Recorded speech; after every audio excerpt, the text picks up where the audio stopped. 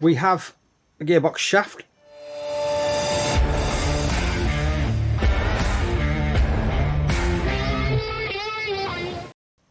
The hole in the bearing has to locate on the dowel. So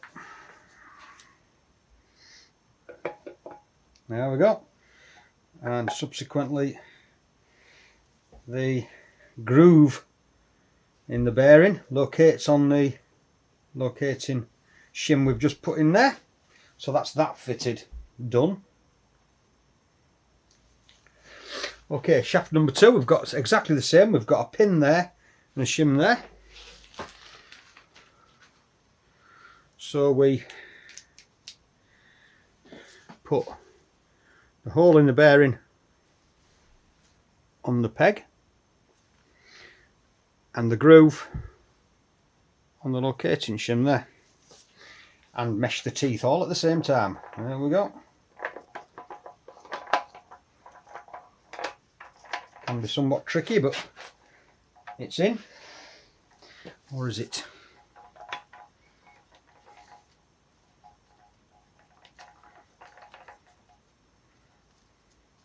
There we are.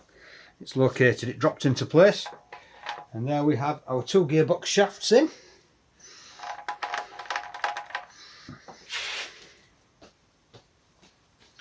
Okay, you'll notice also that I've fitted a brand new oil seal on that shaft. Let's focus it in. Brand new oil seal on that shaft. I shall give you a quick view of the old one, which is there.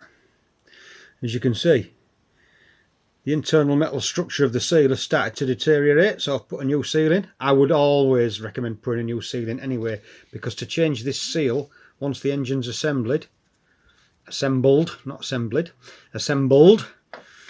a bit of a nightmare. Okay, so now the last little bit to put on this crankcase is the breather pipe, which goes on there. There's a pair of pliers on which to fit the clip. In fact, perhaps what I should have done is put that on there first. Put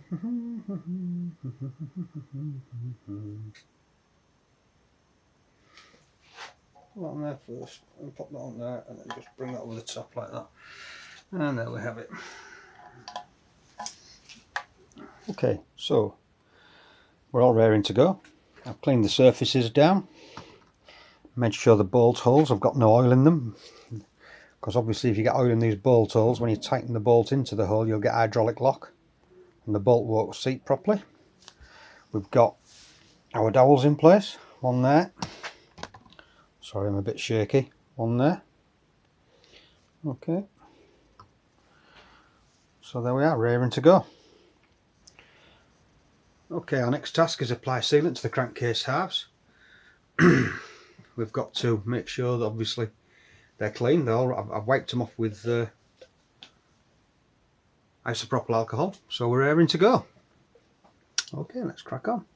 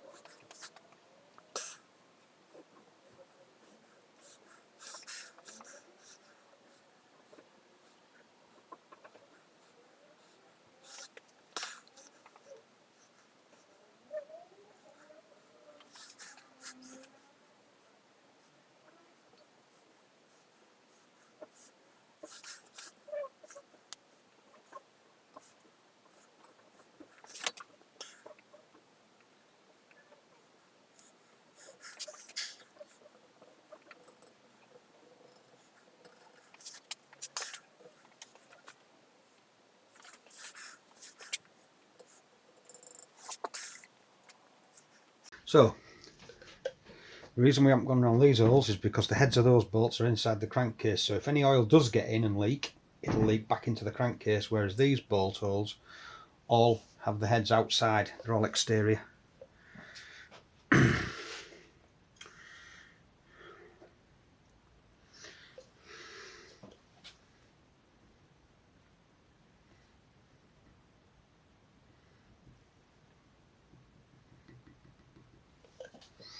There we go. I think we're there, aren't we?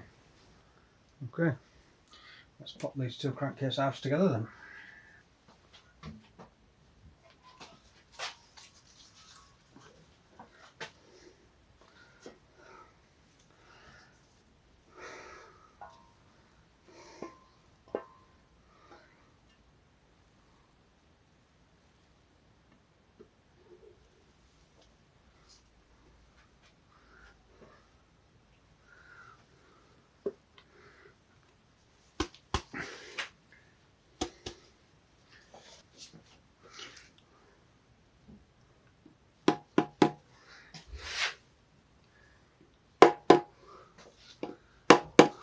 That's it.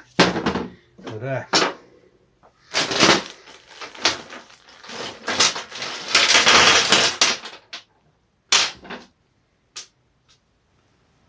Okay, all bolts in place.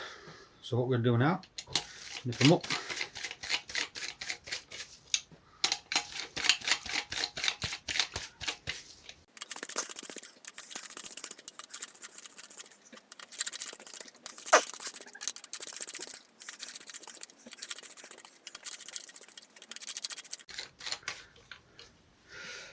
Okay, tightening torque is 27 Newton meters.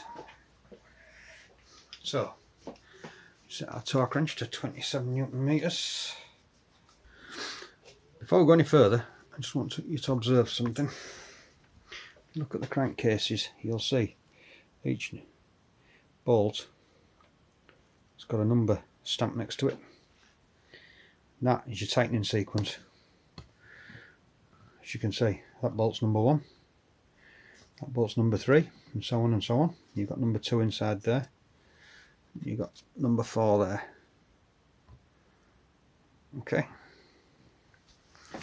so we've got to follow a set sequence for tightening these bolts up.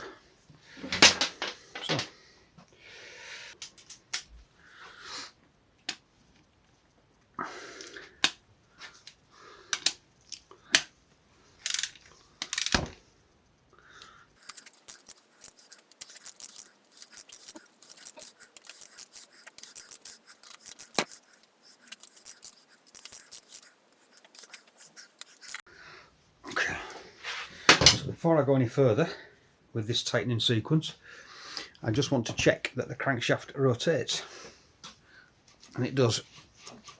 It rotates freely, so we can carry on right up to the full tightening torque. Starting again with number 1.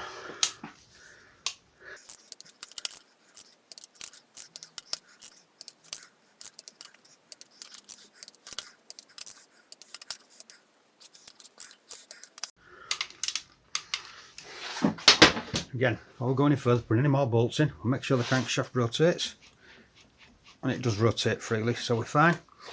Okay, so next ones are these little ones at the front, and the tightening torque for those is 2.5, 12 Newton meters.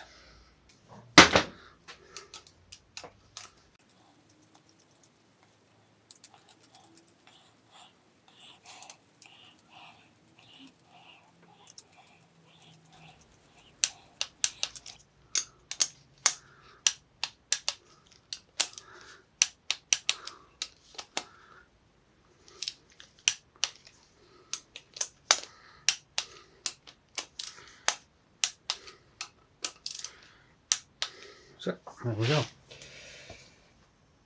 Okay, so now we've got the engine turned right way up, we can continue to put our bolts in and tighten them to the correct torque. So we'll start with the 2 8mm bolts there. Just push that over so I can get my socket on. They need to be at 27 Newton meters. wind them down first.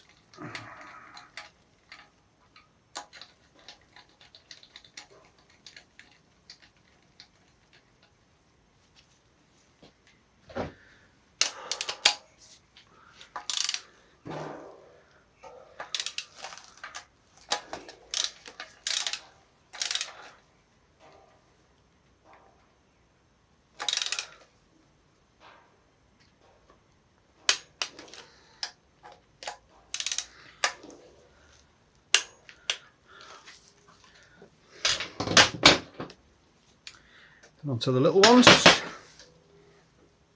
Move that over so I can get that spanner into that one.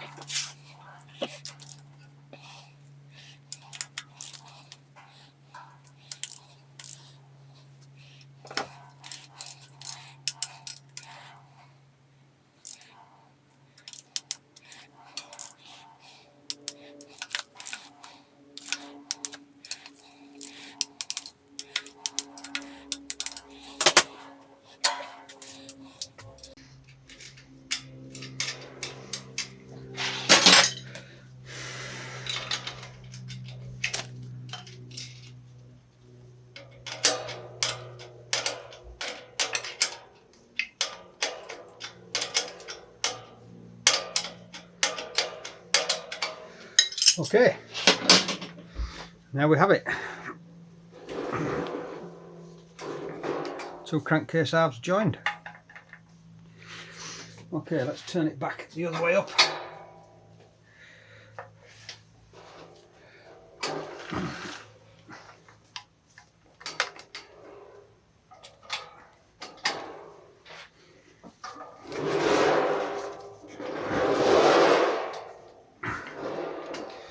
And there you have it.